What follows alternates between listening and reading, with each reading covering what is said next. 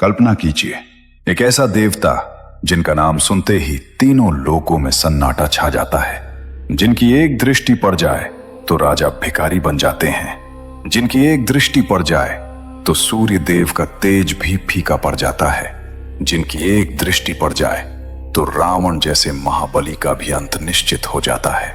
उनका रंग काला है, उनका वाहन कौवा है और उनके हाथ में है न्याय की तलवार। उनका नाम है शनि, कर्म के न्यायाधीश, शनि ग्रह के स्वामी, सारे साथी के देवता।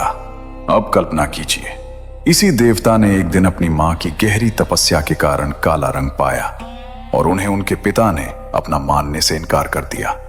इसी देवता ने एक दिन रावण की कैद से निकलते ही उस पर दृष्टि डाली और उसी पल लंका के सम्राट के अंत की घड़ी शुरू हो गई। और इसी देवता ने एक दिन उज्जैन के महान राजा विक्रमादित्य को, जो हजारों सैनिकों के स्वामी थे, हाथ कटे हुए एक अनजान देश में अकेला और लाचार कर दिया। आज की इस यात्रा में आप जानेंगे शनि देव की वो कहानियां जो ग्रंथों में दबी रह गईं, वो सच्चाइयां जो आपकी अपनी जिंदगी से सीधी जुड़ती हैं। ये उस देवता की गाथा है जिन्होंने सबको न्याय दिया पर खुद को कभी माफ नहीं किया। तो बने रहिए हमारे साथ, क्योंकि आज हम जाएंगे उस कर्म की दुनिया में जहां हर पाप का हिसाब होता है और हर मेहनत का फल मिलता है।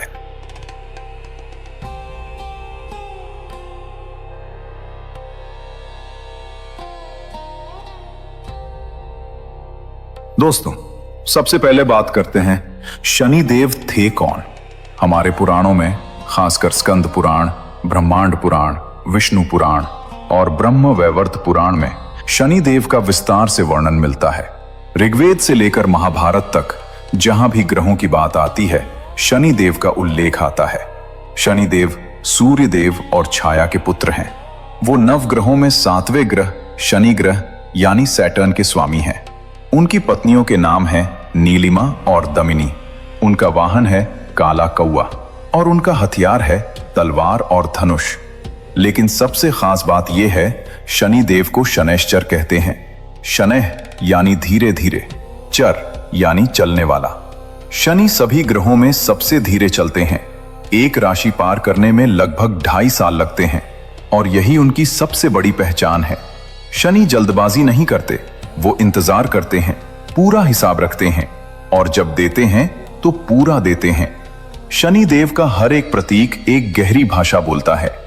उनका काला रंग अंधेरे का नहीं, गहराई का प्रतीक है। जैसे अंधेरी रात के बाद ही सुनहरी सुबह आती है। उनका वाहन कौवा, जो हर चीज पर पैनी नजर रखता है, जो बहुत बुद्धिमान होता है। यह बताता है कि शनि देव की नजर से कुछ भी नहीं बच सकता। उनका प्रिय धातु लोहा, जो मेहनत और कठोर परिश्रम का प्रतीक है। इसीलिए मजदूर, किसान और श्रमिकों पर शनि की विशेष कृपा होती है। और उनका रत्न नीलम, जो इतना शक्तिशाली है कि बिना ज्योतिषी की सलाह के नहीं पहनना चाहिए। शनि देव न्याय के देवता हैं। वो किसी के मित्र नहीं, किसी के शत्रु नहीं। वो केवल एक काम करते हैं, कर्म का हिसाब। लेकिन दोस्तों, यहाँ एक बहुत जरूरी बात है। शनि देव सिर्फ ग्रह के स्वामी नहीं हैं। पुराणों के अनुसार शनि देव यमराज के भाई हैं। दोनों सूर्य देव के पुत्र हैं। यम जहां मृत्यु के बाद न्याय करते हैं, वहीं शनि जीते जी न्याय करते हैं। मतलब यम वो न्यायाधीश हैं जो मृत्यु के बाद फैसला सुनाते हैं और शनि वो न्यायाधीश हैं जो जीवन में ही सजा और इनाम दोनों देते हैं। यह बात ध्यान से समझिए, शनि देव आपके दुश्मन नहीं हैं। वो तो एक ऐसे टीचर हैं जो आपको तोड़ते नहीं, गढ़ते हैं। लेकिन उनका तरीका बहुत कठोर है। अब जानते हैं उनकी जन्म की वो कहानी जो शुरू होती है एक धोखे से, एक परछाई से और एक ऐसी तपस्या से जिसने एक देवता को जन्म दिया। ये कहानी है उस दौर की जब स्वर्ग में सूर्य देव अपने पूरे वैभव में थे। सूर्य देव जो तीनों लोकों में प्रकाश देते हैं, जिनके बिना जीवन संभव नहीं, जिनका तेज इतना प्रचंड है कि देवता भी आंखें नहीं मिला सकते। उनकी पत्नी थी संज्ञा। संज्ञा जो विश्वकर्मा की पुत्री थी, परम सुंदर, गुणवती और धर्मपरायण। विवाह के बाद संज्ञा सूर्य देव के साथ रहने लगी, लेकिन एक समस्या थी। सूर्य देव का तेज वो असहनीय था। दिन रात उस प्रचंड प्रकाश में रहना संज्ञा के लिए असंभव था। उनकी आंखें चुंधियाती रहती थीं, शरीर जलता रहता था। संज्ञा ने बहुत कोशिश की, बहुत समय तक सहा, लेकिन एक दिन उन्होंने एक ऐसा काम किया जो पूरे इतिहास को बदल देगा। संज्ञा ने अपनी तपस्या के बल पर एक अद्भुत कार्य किया। उन्होंने अपनी परछाई से, अपने प्रतिरूप से एक स्त्री बनाई। उस स्त्री का नाम था छाया। बिल्कुल संज्ञा जैसी दिखती थी, वही चेहरा, वही आवाज, वही भाव भंगिमा। संज्ञा ने छाया से कहा, तुम यहाँ रहो, सूर्य देव की पत्नी का धर्म निभाओ, मेरे बच्चों का ख्याल रखो। लेकिन एक बात है, किसी को पता नहीं चलना चाहिए कि मैं चली गई। अगर कभी तुम्हें बहुत कठिनाई हो तभी मुझे बुलाना। छाया ने हाँ कर दी और संज्ञा अपने पिता के घर चली गई और वहां से वन में घोड़ी का रूप धारण करके कठोर तपस्या में लीन हो गई। सूर्य देव को कुछ पता नहीं चला। उन्होंने छाया को अपनी पत्नी समझा और कुछ समय बाद छाया के गर्भ से एक पुत्र का जन्म हुआ। वो बालक था काले रंग का, गहरी गंभीर आंखें, शांत चेहरा, एक अजीब सी दिव्यता। यही था शनिदेव। लेकिन उनका रंग काला क्यों था? क्योंकि छाया गर्भावस्था के दौरान भगवान शिव की इतनी कठोर तपस्या में थी कि उन्होंने खाना पीना तक छोड़ दिया था। भरी गर्मी में धूप में खड़ी रहकर शिव का ध्यान करती थी। इस तपस्या की ताप उस गर्भ में पल रहे शनि को मिली और इसी कारण शनि का रंग काला हो गया। शनि को मां की कोख में शिव की स्तुतियां सुनाई देती थी और वो जन्म से पहले ही शिव के भक्त बन गए। जब शनिदेव जन्मे, सूर्य देव ने अपने पुत्र को देखा, काला रंग। सूर्य देव के मन में शंका जागी। उन्होंने छाया पर संदेह किया, यह मेरा पुत्र कैसे हो सकता है? मैं तो स्वयं तेज का देवता हूं, तो मेरा पुत्र काला कैसे हुआ? उन्होंने छाया का अपमान किया और ये बात बालक शनि ने सुनी। बालक शनि, जो अभी बोल भी नहीं सकते थे, उन्होंने अपनी आंखें उठाई और सूर्य देव की तरफ देखा। एक पल, बस एक पल में सूर्य देव का तेज कम होने लगा। उनके शरीर पर पीड़ा आई। यह था शनि की दृष्टि का प्रभाव। जो उनकी नजर का सामना करे, देव हो या दानव, तकलीफ उठाता है। बाद में भगवान शिव की कृपा से सूर्य देव ठीक हुए, लेकिन पिता और पुत्र के बीच एक दरार पड़ गई जो बहुत लंबे समय तक बनी रही और शनि देव ने एक प्रण लिया, जो प्रण आज भी उनके न्याय की नींव है। मैं किसी के साथ पक्षपात नहीं करूंगा, न राजा के साथ, न रंग के साथ, न देव के साथ थाऊंगा, न दानव के साथ, न अपने पिता के साथ। कर्म के आधार पर न्याय होगा और बस। दोस्तों, एक कहानी है जो बहुत कम लोग जानते हैं। ये कहानी बताती है कि शनि देव की दृष्टि इतनी भयंकर क्यों है। शनि देव की पत्नी थी दमिनी। एक दिन दमिनी को पुत्र की इच्छा हुई। वो शनि देव के पास आई, लेकिन शनि देव उस समय भगवान शिव की गहरी समाधि में बैठे थे, इतनी गहरी कि उन्हें बाहरी दुनिया का कोई होश नहीं था। दमिनी ने पुकारा, स्वामी सुनिए, स्वामी सुनिए। शनि ने कोई जवाब नहीं दिया। दमिनी ने फिर पुकारा, बार बार, लेकिन शनि अपनी समाधि में डूबे रहे। दमिनी की प्रतीक्षा क्रोध में बदल गई और क्रोध में उन्होंने शाप दे दिया। दमिनी बोली, आपने मेरी तरफ देखा तक नहीं, मेरी बात सुनी तक नहीं, तो मैं शाप देती हूं। जो कोई भी आपकी तरफ देखेगा वो संकट में पड़ेगा। आपकी दृष्टि किसी के लिए भी शुभ नहीं होगी। शनि देव की समाधि टूटी। उन्होंने दमिनी की बात सुनी। माथे पर शिकन आई। वो जानते थे एक बार दिया गया शाप वापस नहीं होता। उन्होंने दमिनी से क्षमा मांगी। दमिनी का क्रोध शांत हुआ, लेकिन शाप को वापस लेना उनके बस में नहीं था। तब शनि देव ने एक निर्णय लिया। उन्होंने अपना मस्तक नीचे झुका लिया।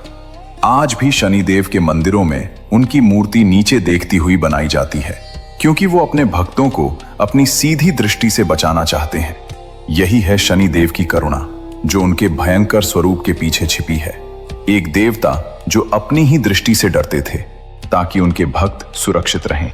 दोस्तों, अब वो कहानी जो रावण की सबसे बड़ी मूर्खता की गाथा है।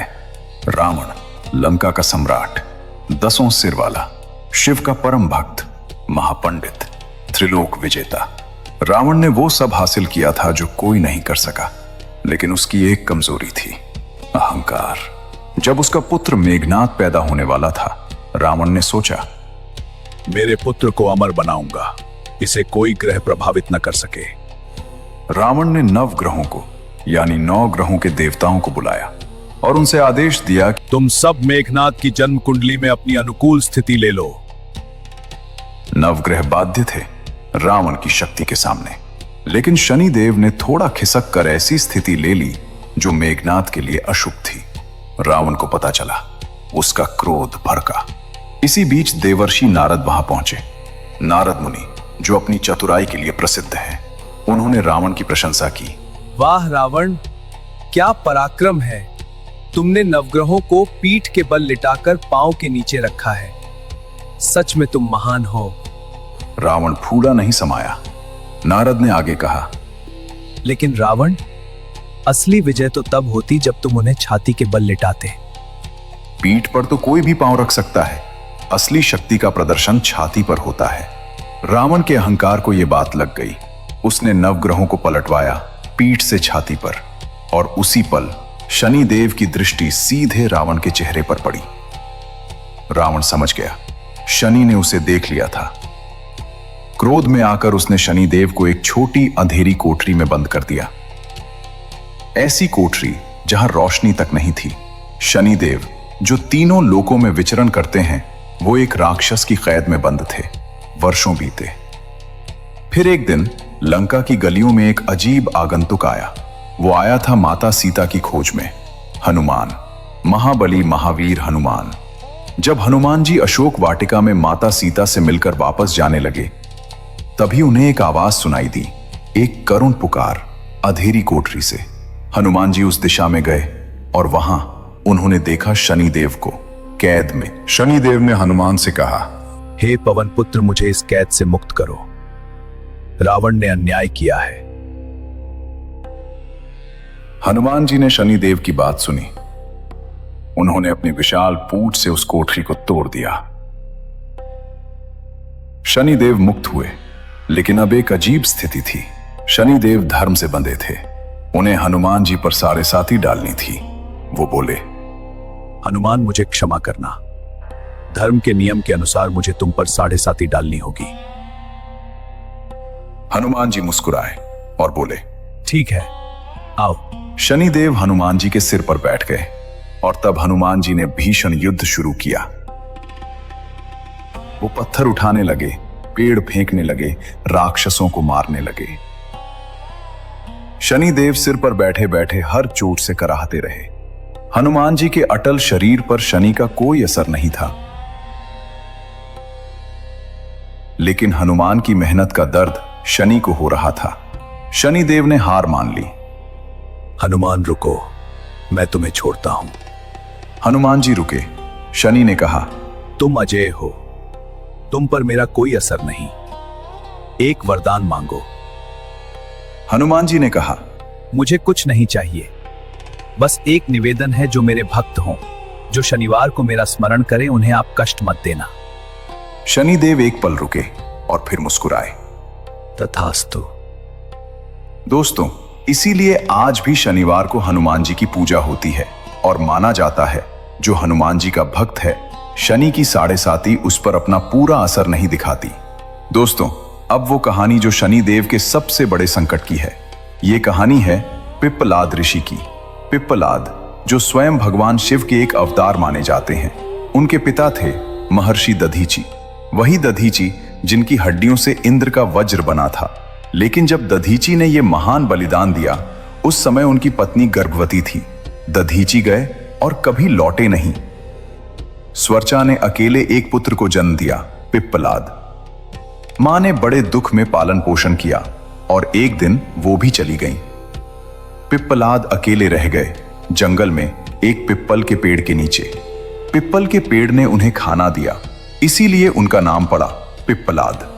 जब पिप्पलाद बड़े हुए, उनके मन में एक सवाल था, वो सवाल जो हर अनाथ बच्चे के मन में होता है, मेरे पिता ने मुझे क्यों छोड़ा? पिप्पलाद ने देवताओं को बुलाया और पूछा, मेरे पिता मेरे जन्म से पहले ही क्यों चले गए? किसने उन्हें जाने पर मजबूर किया? देवता चुप रहे। पिप्पलाद ने आंखें तरेरी। देवताओं ने सच बताया। यह शनिदेव के कारण हुआ। उनकी कुंडली में शनि की ऐसी स्थिति थी कि वो पुत्र का मुख नहीं देख सके। पिप्पलाद का चेहरा लाल हो गया। वो बालक जिसने कभी पिता का स्नेह नहीं जाना, वो बालक जिसने मां को भी खो दिया, उसके भीतर से एक ऐसी तपस्या की अग्नि भड़की जो तीनों लोगों को हिला सकती थी। पिप्पलाद ने एक निश्चय किया, शनिदेव को इसका हिसाब देना होगा। लेकिन शनिदेव से लड़ना कोई साधारण काम नहीं था। पिप्पलाद एक ऋषि पुत्र थे। उनके पास न सेना थी, न हथियार, न कोई दिव्य शक्ति, लेकिन उनके पास था एक अटूट संकल्प। पिप्पलाद जंगल में बैठ गए, आंखें बंद की और शुरू की भगवान शिव की तपस्या। ऐसी तपस्या जो वर्षों तक चली, कठोर, अटल और असहनीय। न गर्मी की परवाह, न सर्दी की, न भूख प्यास की, बस एक ही ध्यान, शिव शिव शिव। जब भगवान शिव प्रसन्न हुए तो उन्होंने पिप्पलाद को दिव्य शक्ति और आशीर्वाद दिया, और उसी आशीर्वाद के बल पर पिप्पलाद पहुंचे ब्रह्मा जी के पास। हाथ जोड़कर मांगा, प्रभु मुझे चाहिए ब्रह्मदंड। ब्रह्मदंड, वो दिव्य अस्त्र जो स्वयं ब्रह्मा जी के पास है, जिसके सामने कोई भी शक्ति टिक नहीं सकती। ब्रह्मा जी ने पिप्पलाद को देखा, उस अनाथ बालक को जिसने न पिता का स्नेह जाना, न मां का साया पाया, जिसने वर्षों तक कठोर तपस्या करके यह क्षण मांगा था। ब्रह्मा जी का मन द्रवित हो गया और उन्होंने ब्रह्मदंड पिप्पलाद के हाथों में दे दिया। पिप्पलाद ने ब्रह्मदंड उठाया और शनिदेव की तरफ बढ़े। शनिदेव ने देखा, यह कोई साधारण ऋषि नहीं, यह वो बालक है जिसके जीवन में उनके कारण अंधेरा आया था। पिप्पलाद ने ब्रह्मदंड से शनिदेव पर प्रहार किया, एक भयंकर प्रहार। शनिदेव घायल हो गए। तीनों लोकों में कंपन हुआ, देवताओं में हाहाकार मच गया और शनिदेव घायल, पीड़ित जाकर छिप गए उसी पीपल के पेड़ के नीचे, उसी पेड़ के नीचे जिसने पिप्पलाद को पाला था। देवता दौड़े ब्रह्मा जी के पास, प्रभु शनिदेव घायल हैं। अगर वो नहीं रहे तो ग्रहों का संतुलन बिगड़ जाएगा, सृष्टि अव्यवस्थित हो जाएगी। ब्रह्मा जी स्वयं आए। ब्रह्मा जी ने पिप्पलाद के सामने हाथ जोड़े। ऋषिवर, तुम्हारा क्रोध उचित है, तुम्हारे साथ अन्याय हुआ, लेकिन शनिदेव के बिना सृष्टि का संतुलन नहीं रहेगा। इन्हें मुक्त करो। पिप्पलाद ने ब्रह्मा जी को देखा, उनका क्रोध धीरे धीरे शांत हुआ। बोले, ठीक है, लेकिन 2 शर्तें हैं। शनिदेव आगे आए, घायल, पीड़ित, सिर झुका हुआ। उन्होंने पिप्पलाद को देखा, उस बालक को जिसके दर्द का वो कारण थे। शनिदेव की आंखें भर आईं। पिप्पलाद ने कहा, पहली शर्त, 16 वर्ष से कम आयु के किसी भी बालक को आप कष्ट नहीं देंगे। शनिदेव ने सर झुकाया, स्वीकार है। पिप्पलाद बोले, दूसरी शर्त, जो भी भक्त शनिवार को इस पीपल के वृक्ष की पूजा करेगा, जल चढ़ाएगा, दीपक जलाएगा, उसे आप कभी कष्ट नहीं देंगे। शनिदेव ने उस पीपल के पेड़ को देखा जिसकी छांव में वो अभी घायल बैठे थे, जिसने उस बालक को पाला था, जिसने उनसे लड़ाई की, और फिर बोले, तथास्तु। पिप्पलाद शांत हुए, शनिदेव मुक्त हुए, और पीपल का पेड़ जो अब तक एक अनाथ बालक का घर था, हमेशा के लिए शनिदेव की कृपा का प्रतीक बन गया। दोस्तों, इसीलिए आज भी शनिवार को पीपल के पेड़ पर जल चढ़ाया जाता है, तिल का तेल दिया जाता है, क्योंकि यह सिर्फ एक परंपरा नहीं, ये एक बालक के दर्द और एक देवता के वचन की कहानी है। तो दोस्तों, ये थी शनिदेव की वो अद्भुत गाथा। वो देवता जो एक परछाई की कोख से जन्मे और कर्म के सबसे बड़े न्यायाधीश बने। वो न्यायाधीश जिन्होंने अपनी दृष्टि को झुकाया ताकि अपने भक्तों को बचा सकें। वो शक्ति जिसे रावण ने कैद किया, लेकिन उसी दृष्टि ने रावण का अंत निश्चित कर दिया। और वो गुरु जिसने राजा विक्रमादित्य को हाथ काटकर सिखाया, सच्चा राजा वो नहीं जिसके हाथ में तलवार हो, बल्कि वो जिसके हृदय में धर्म हो। शनिदेव हमें सिखाते हैं, अहंकार कितना भी बड़ा हो, कर्म के सामने टिकता नहीं। कठिनाई जब भी आए, ये सजा नहीं, परीक्षा है। और जो इंसान ईमानदारी, मेहनत और भक्ति से जीता है, शनि उसके दुश्मन नहीं, रक्षक बन जाते हैं। अगले वीडियो में हम लाएंगे यमदेव का रहस्य, सूर्यदेव की अनसुनी कहानियां और नवग्रहों का वो अनजाना इतिहास जो आपने कभी नहीं सुना।